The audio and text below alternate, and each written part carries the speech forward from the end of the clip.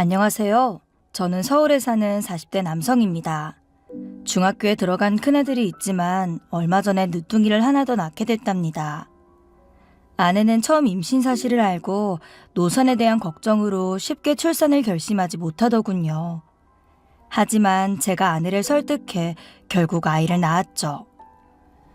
그리고 요즘 저희는 늦은 나이에 얻은 딸내미 보는 재미에 시간 가는 줄 모른답니다.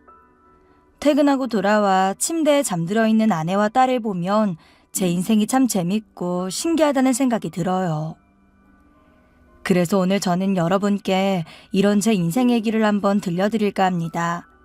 함께 하실 준비 되셨나요? 저는 27살에 동갑내기와 결혼했습니다. 아내는 친구 따라 억지로 나가게 된 동창회에서 오랜만에 만난 초등학교 동창이었어요. 평소 말수가 적고 차분한 저는 시끄러운 술자리를 즐기지 않았죠.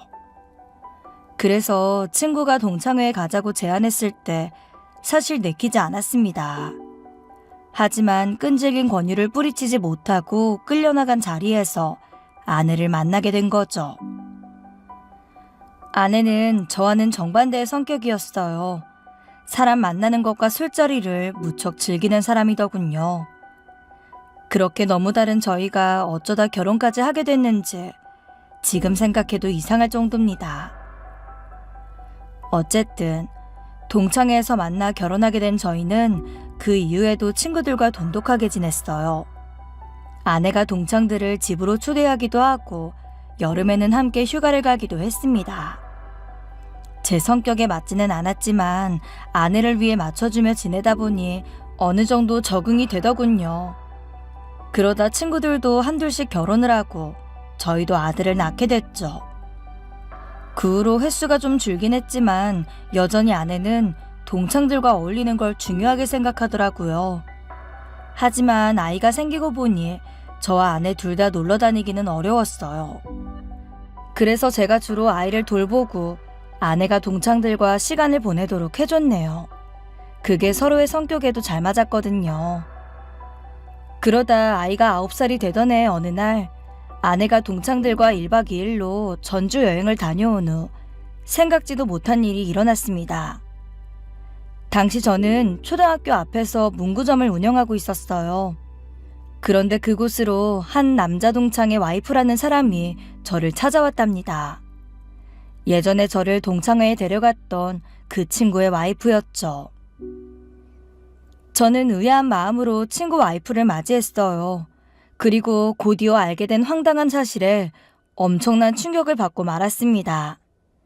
그 여자가 제 친구와 아내의 불륜 사실을 폭로하며 눈물을 보였기 때문이죠. 혹시 제가 믿지 못할까봐 두 사람이 모텔을 들락거리는 사진도 가져왔더군요. 저는 너무 놀라서 아무 말도 할 수가 없었습니다.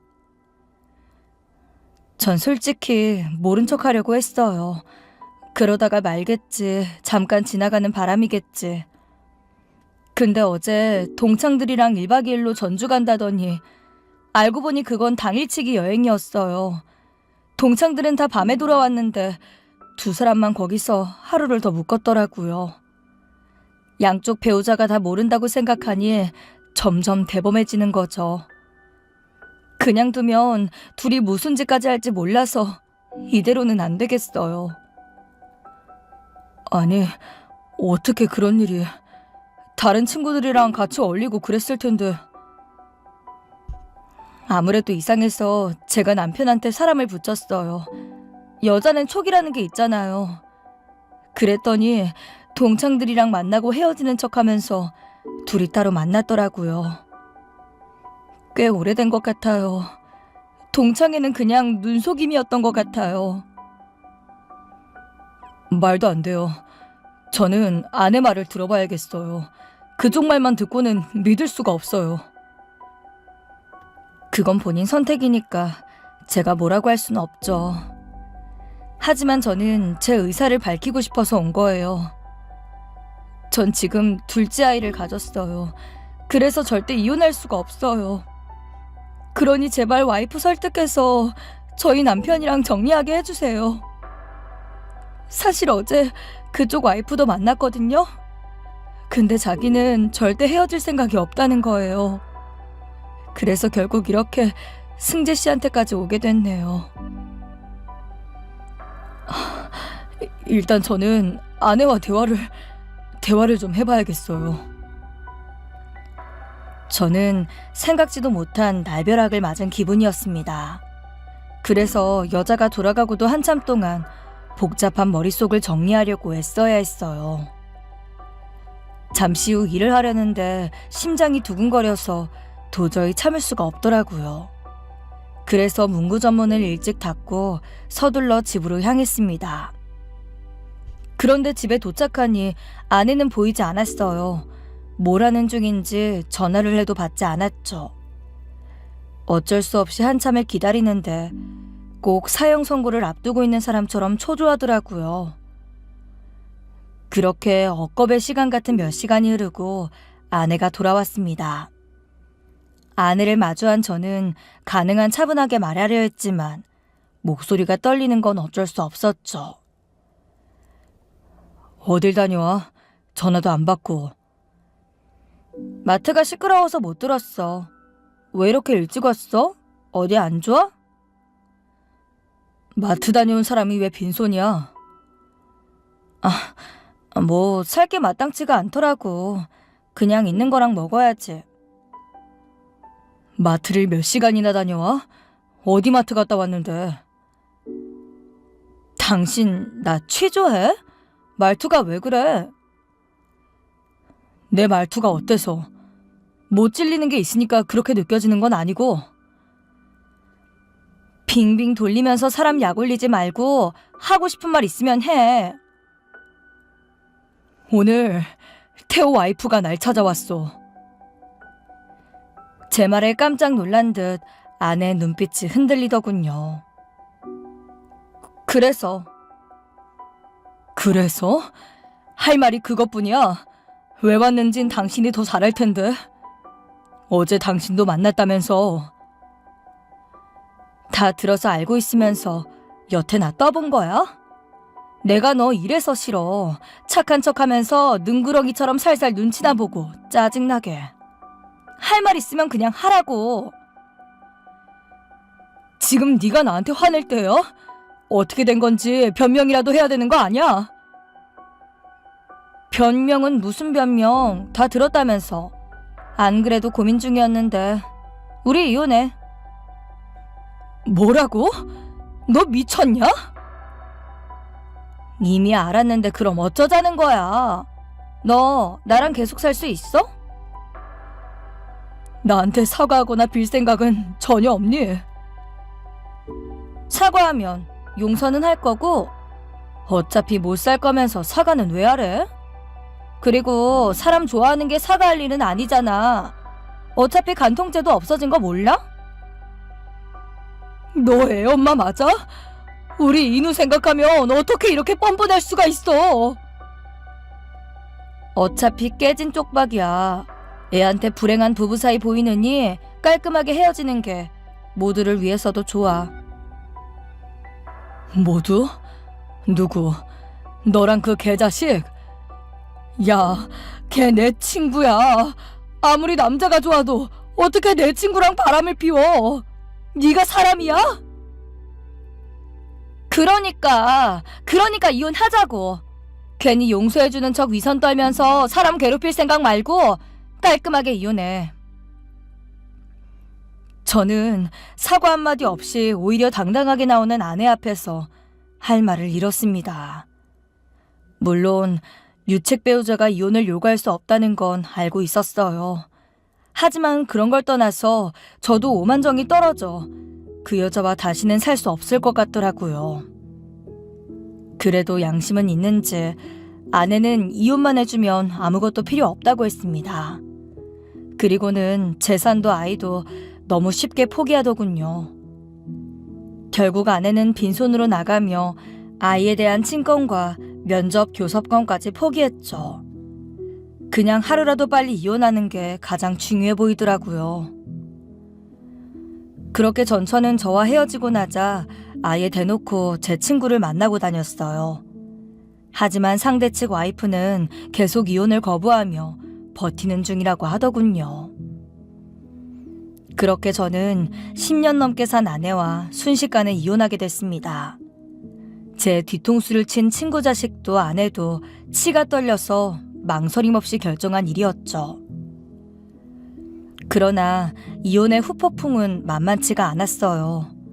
아직 어린 아들을 돌보며 장사하는 게 쉽지 않더라고요. 더구나 저는 어머니도 일찍 돌아가셔서 아이를 부탁할 사람도 따로 없었거든요. 결국 초등학생 아이를 학원 뺑뺑이를 돌리며 귀가 시간을 최대한 늦출 수밖에 없었어요. 아이에게는 미안했지만 생활은 해야 하니 어쩔 수 없었죠. 그런데 하루는 학교 가려고 일어난 아이 머리가 고열로 펄펄 끓고 있더군요. 갑작스러운 부모의 이혼으로 아들도 힘들었을 텐데 아프기까지 하니 그렇게 안쓰러울 수가 없었습니다. 하지만 저는 문구점 문을 열어야 했죠. 결국 어쩔 수 없이 아이와 함께 출근을 하고 한쪽에 자리를 만들어 쉬게 해주기로 마음먹었어요. 그래서 일단 서둘러 병원에 가서 진료를 보려고 기다리고 있었죠. 그런데 그때 나짖은 목소리가 들려왔어요. 돌아보니 아내와 친하게 지내던 초등학교 여자 동창이더군요. 어머, 승재 아니야? 아, 영미구나. 네가 소아과에는 무슨 일이야? 아직 미혼인 동창이 소아과에 온 것이 의아해 물었습니다. 오늘 내가 휴가인데 조카 영유아 검진을 해야 한다고 해서 내가 데려왔어. 그랬구나. 미정이한테 소식은 들었어. 어떻게 지내? 힘들지? 그렇지 뭐. 미정이 만나는구나. 어? 아니, 단둘이 본 건 아니고 지난 주말에 다 같이 보는 자리에 나왔더라고. 태호랑 붙어 다닌다면서? 태호는 이혼했어? 아니, 그 와이프가 절대 못 해준다고 버티는 것 같더라. 그렇구나. 둘이 아예 살림까지 차린 것 같던데 그 와이프도 참. 그래봐야 무슨 소용이 있어. 곧 둘째도 낳을 거라던데. 아, 왜 그랬는지 모르겠어.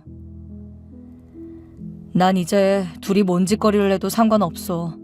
나 살기 바빠 죽겠는데 그딴 인간들 신경 쓸 겨를도 없고. 그래, 차라리 바쁜 게 좋지. 근데 여긴 무슨 일이야? 아이가 아파? 아, 애가 얼굴색이 나쁘네. 열감기래. 약 먹으면 좋아지겠지. 나 약 사서 출근해야 돼서. 그럼 다음에 보자.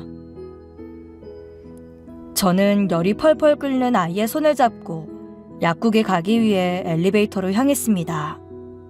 그런데 그때 좀 전에 인사 나눈 동창이 헐레벌떡 따라 나오는 게 아니겠어요? 승재야, 애는 어떻게 하고 출근을 해? 누가 봐주시는 분이 계셔? 아니, 일단 내가 데리고 가려고. 열 나는 애를 어딜 데려가? 쉬어야지. 내가 네 아들 좀 데리고 있을까? 정말? 그래도 되겠어? 조카는 어쩌고. 인우랑 같이 있으면 감기 옮을지도 몰라. 조카는 원래 검사 끝나면 어린이집에 데려다 주기로 되어 있던 거야. 어린이집이 여기서 가까우니까 넉넉 잡아 20분이면 될 거야. 차에서 잠깐 기다려 줄래? 그래도 될까? 너 휴가라며 다른 일 없어? 애가 아픈데 뭘 그런 것까지 신경 써. 난 별일 없으니까 걱정 마. 그렇게 그날 저희 아이를 맡아준 동창 덕분에 저는 마음 편하게 일을 할 수 있었죠.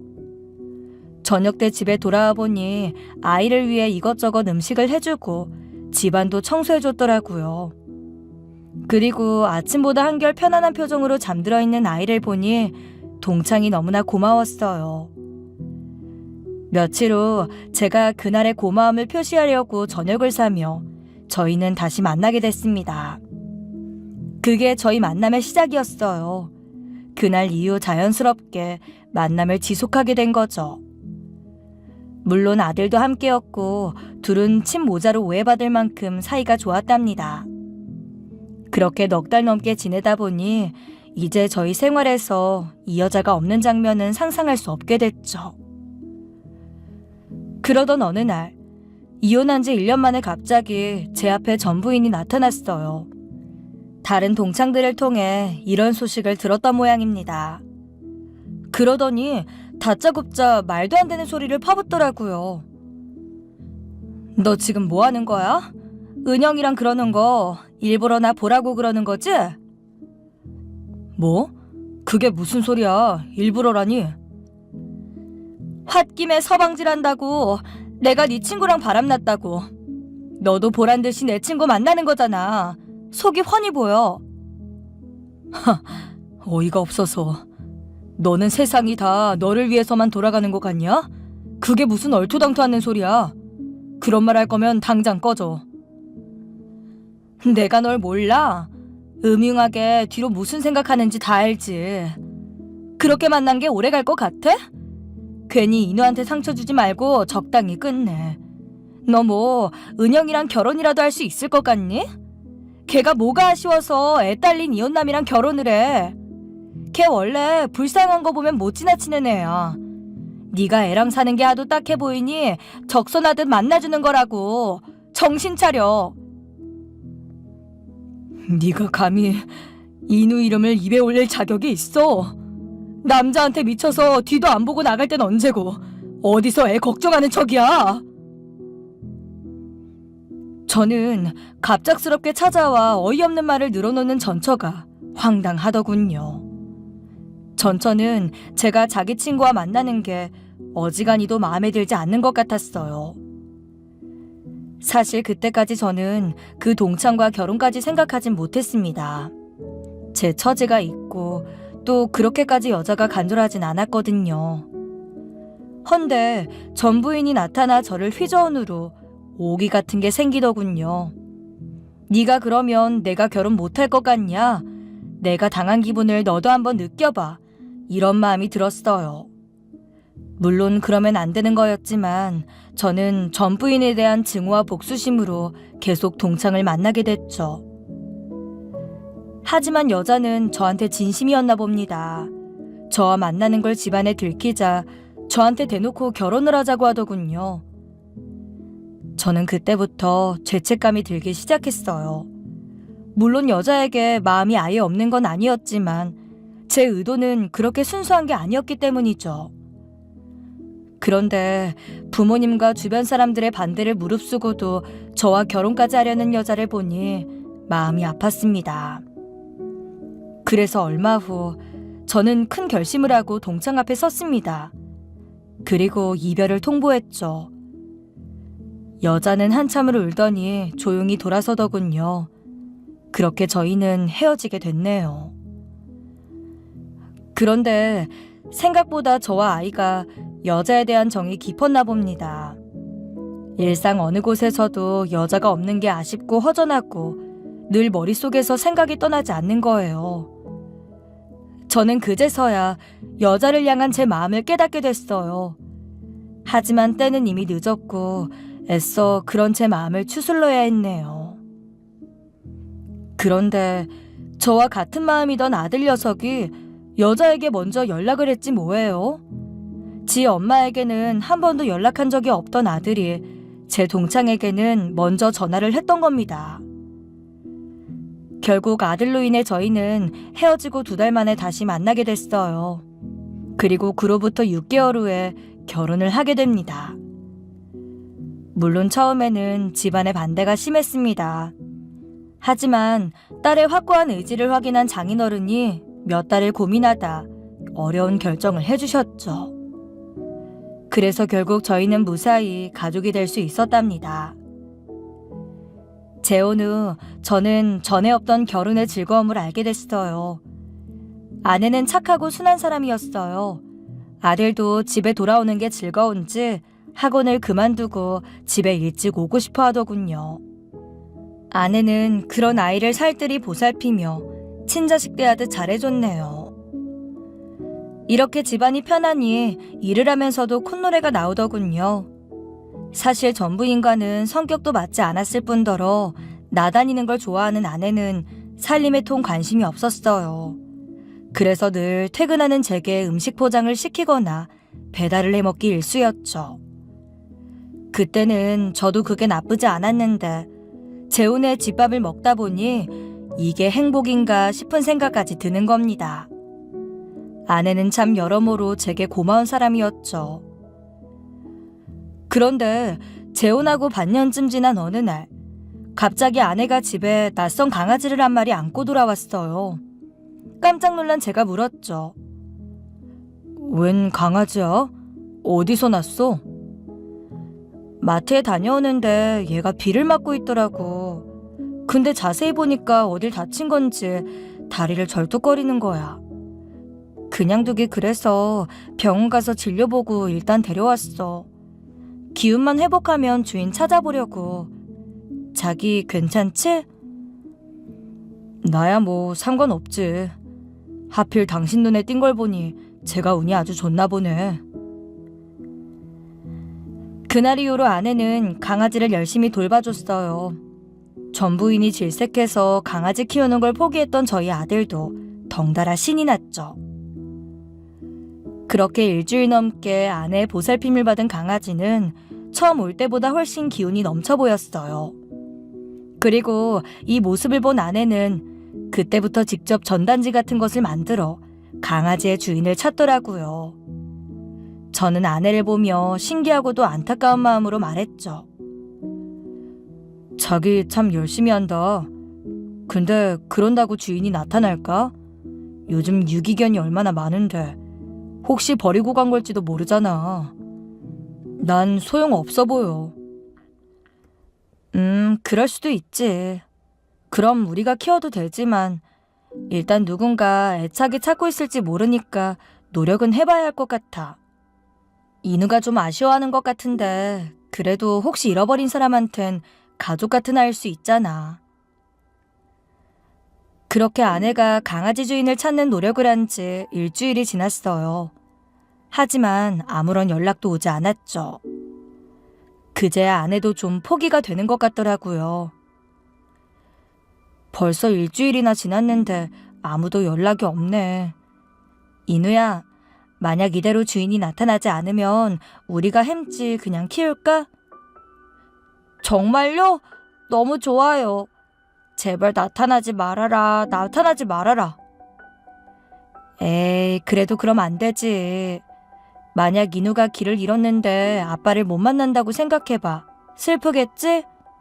일단 햄찌 주인이 나타나길 끝까지 기도해주고 그래도 안 되면 그건 우리랑 인연이라고 생각하고 키우자. 알겠지? 아내의 말에 강아지에게 이름까지 붙여 정성을 쏟았던 아들이 조금 아쉬운 표정이었네요. 그런데 뜻밖에도 아내가 그런 말을 한 지 이틀 후에 주인이라는 사람에게 연락이 왔습니다. 아내가 동물병원에 가져다 놓은 전단지를 보고 전화했다고 하더군요. 저는 낯선 사람과의 약속에 아내만 내보내기 불안해서 퇴근으로 시간을 잡아 함께 나가게 됐어요. 그런데 약속 장소에서 나타나는 건 생각보다 연세가 지긋해 보이는 할머님이셨습니다. 강아지는 할머님을 보자 격렬하게 꼬리를 흔들며 달려가 안기더군요. 마치 온몸으로 이 사람이 내 주인이 맞다를 보여주는 것 같았네요. 그리고 강아지를 아는 할머님도 눈물까지 글썽이며 반가워하셨죠. 잠시 후 진정이 된 강아지를 안고 할머님이 말씀하셨어요. 아유, 이렇게 고마울 때가 있나요? 내가 애들 다 내보내고 외롭게 살다가 2년 전쯤에 이 애를 선물 받았어요.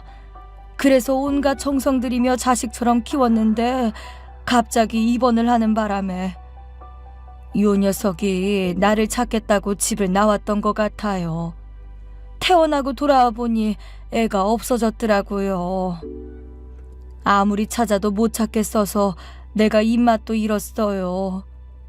근데 혹시나 하고 근처 동물병원에 보호하는 강아지가 있나 물으러 갔다가 이 전단지를 보게 된 거예요. 그러면서 아내가 직접 만들어 돌렸던 전단지를 보여주시더군요. 이 말을 들은 아내는 한껏 감정이입이 됐는지 자기까지 눈물 머금은 목소리로 말했죠. 어머, 그런 일이 있었군요. 얼마나 놀라셨을까요? 정말 다행이에요. 우리 또리가 그래도 좋은 분들을 만나서 다행입니다. 내가 너무 감사해서 저녁을 좀 사고 싶은데 괜찮겠어요? 아닙니다. 아내가 워낙 강아지를 좋아해서 그냥 지나치지 못한 것 같아요. 신경 쓰지 마시고 건강관리 잘하세요. 저희는 아이가 집에 혼자 있어서 이만 가봐야 할 것 같아요. 아유, 그렇군요. 그럼 이번 주말에 아이랑 같이 저희 집으로 오시겠어요? 또리랑도 정이 들었을 것 같은데 집에서 저녁도 먹고 또리도 보면 애도 좋아할 거예요. 어머, 아니에요. 그렇게까지 폐를 끼칠 순 없죠. 이름이 또리였군요. 정이 많이 들긴 했지만 또리를 위해서 가족을 찾은 게 너무 다행이에요. 그러지 말고 와요. 늙은이가 외롭게 지내다 보니 이런 인연을 그냥 보내기가 아쉬워 그래요. 내 주소 적어줄 테니 괜찮으면 토요일 5시경에 와줘요. 맛있는 식사 대접할게요. 저와 아내는 마주보며 난감한 표정을 지었죠. 하지만 할머님의 간곡한 부탁을 계속 거절할 수가 없더라고요. 그래서 약속을 정하고 자리에서 일어났습니다. 그리고 며칠 후 약속 시간에 저희는 아들의 손을 잡고 할머님이 적어주신 주소로 향했어요. 그런데 주소에 적힌 대문 앞에 서고 저희 가족들은 깜짝 놀랐습니다. 아파트촌이었던 저희 집과 멀지 않은 곳에는 고급 주택단지가 있어요. 그런데 주소를 받고 도착한 곳이 그곳 중 어느 한 곳이었던 겁니다. 그 앞을 오갈 때면 항상 저희 아들이 소리를 지르며 말하곤 했죠. 와, 아빠, 저 집 좀 봐요. 엄청 멋있어. 텔레비전에 나오는 집 같아. 저런 집안은 어떻게 생겼을까? 저와 아내가 그런 아들을 보며 웃었는데 그날 저희가 도착한 집이 바로 그 부촌에서도 가장 웅장한 저택이었던 겁니다. 저희는 어안이 벙벙한 채로 열어준 대문 안으로 들어섰어요. 그러자 할머님의 강아지가 달려나와 저희를 반겨주더군요. 아빠, 햄찌다! 햄찌가 아니고 이제 또리라고 불러야 돼.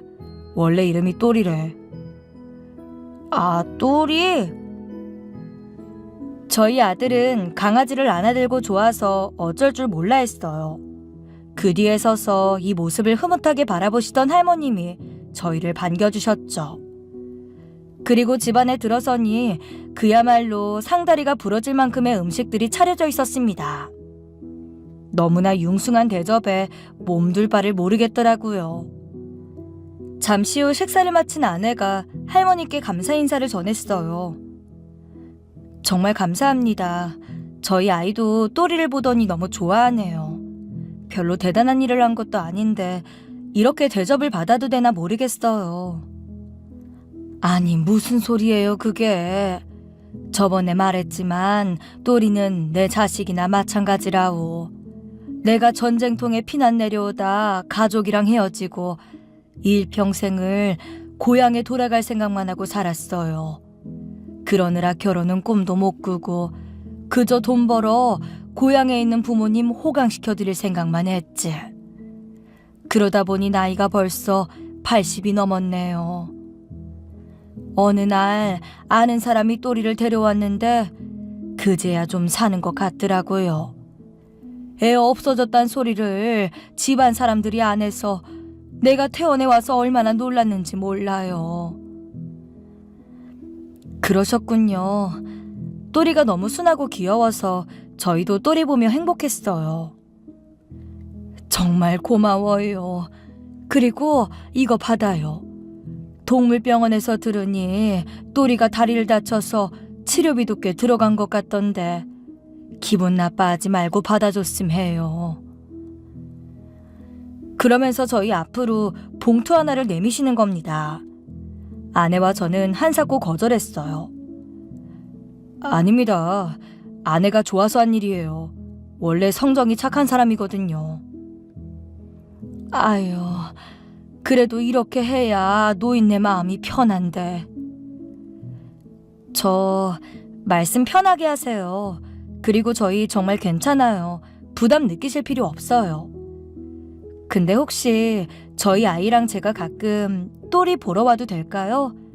아이가 또리랑 정이 많이 들어서요. 저도 그렇고요. 아내의 말을 듣자 할머니는 안색이 밝아지시며 무척 좋아하시더군요. 아이, 그래주면 우리야 너무 좋지. 와주길 바래도 늙은이가 귀찮게 하는 것 같아 말 못했네.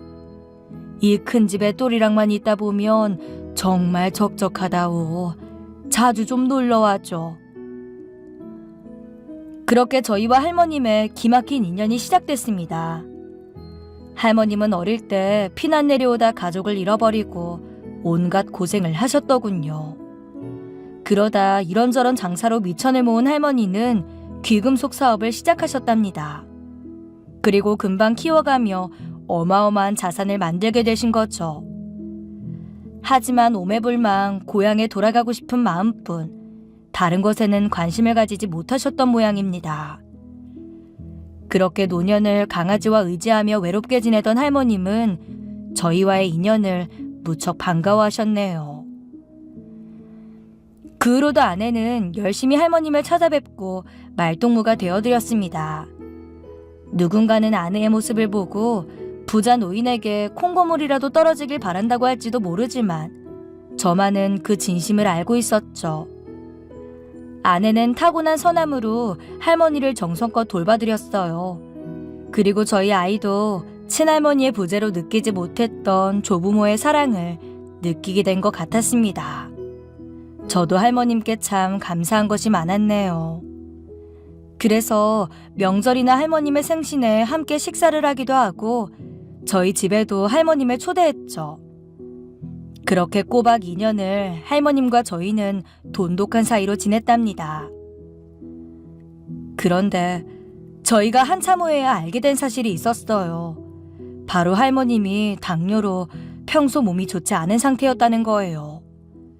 예전에 강아지를 잃어버리게 된 것도 급작스럽게 상태가 안 좋아진 할머님이 입원을 하게 되면서 벌어진 일이었죠. 아내는 그때부터 당뇨에 좋다는 여주와 돼지 감자 같은 것들을 구해서 할머님께 가져다 드리기까지 하더군요. 누가 시켜서 할 수 있는 일이 아니었죠. 하지만 아내의 정성에도 할머님의 건강은 계속 안 좋아지셨고 결국 저희와 인연을 맺은 지 3년 만에 돌아가시고 말았습니다. 그 후 평소 할머님의 유언대로 절에서 조용한 장례가 치러졌고 유골은 고향이 보이는 강가에 뿌려졌네요. 할머님을 잃은 아내와 아들의 슬픔은 이루 말할 수가 없었어요. 두 사람을 달래느라 저는 슬퍼할 겨를도 없었죠. 그런데 장례가 끝나고 집에 돌아오자 생각지도 못한 전화가 한 통 걸려왔습니다.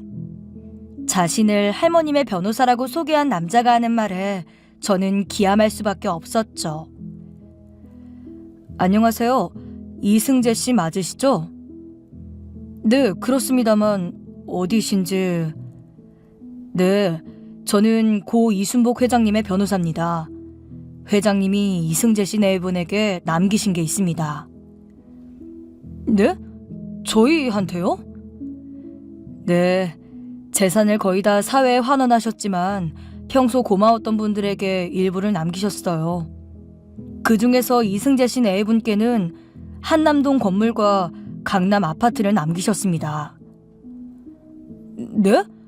건물이랑 강남 아파트요? 저는 너무 놀라서 말문이 막혀버렸죠. 그리고 이 소식을 아내에게 전했더니 아내 역시 놀란 눈으로 아무 말도 하지 못하더군요. 그리고는 눈물을 뚝뚝 흘리며 할머님 사후에 저희 집으로 데려온 강아지를 봤습니다. 할머님은 돌아가시기 전 강아지를 저희에게 부탁하시며 아내의 손을 잡고 말씀하셨어요. 내가 노년에 무슨 복으로 너희들을 만났는지 모르겠다. 이제 나 가거든 또리 데려가 지금처럼 잘 좀 돌봐줘.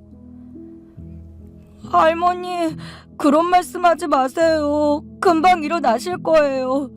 저랑 같이 또리 데리고 산책 가기로 했잖아요. 아들의 말에 할머니는 빙그레 웃으시고는 이내 영면에 드셨습니다. 그런 할머님이 생각지도 못한 막대한 유산을 남기셨다는 말에 저희는 어쩔 줄을 몰랐어요. 모든 절차를 마치고 건물과 아파트 등기부 등본에 저희 이름이 들어가자 그제야 실감이 나더군요.